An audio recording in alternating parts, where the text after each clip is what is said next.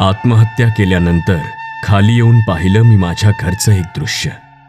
खूळ लागलं बापाला, स्वतःच्या कानफटात मारून घेतोय.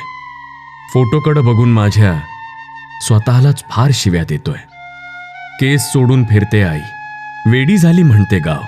ती कोण विचारलं की माझंच सांगते म्हणे नाव. उदास आणि निस्तेज चेहरा बायकोचा माझ्या बघवत नाही.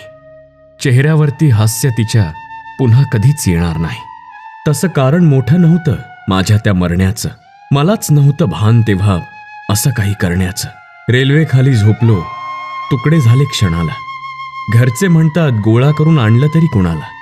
पाहून हे सारं पुन्हा मी मरत आहे. चिमुकली पिलं माझी हल्ली फार झुरत आहेत. आत्मा नुसता भरकटतोय, परत येताही येत नाही. त्या बापाची माफी मागायची संधीही देव देत नाही. मी एकदाच मेलो, पण घरचे रोज मरत आहेत. माझ्या फोटोसमोर बसून विनवण्या करत आहेत. चुकला माझा निर्णय, देवा माफी एकदा देशील का? पुन्हा एक शरीर देऊन माझ्या घरी मला नेशील का?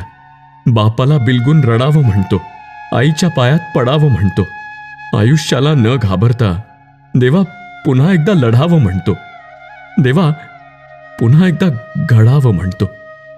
तर यावरून एक लक्षात घेतलं पाहिजे, कोणत्याही वाईट परिस्थितीला आत्महत्या हा पर्याय कधीच होऊ शकत नाही. हा व्हिडिओ तुम्ही पुढे शेअर करून एखाद्याची आत्महत्या वाचवू शकलात तर लगेच हा व्हिडिओ शेअर करा. आपला महाराष्ट्र, ग्रेट महाराष्ट्र.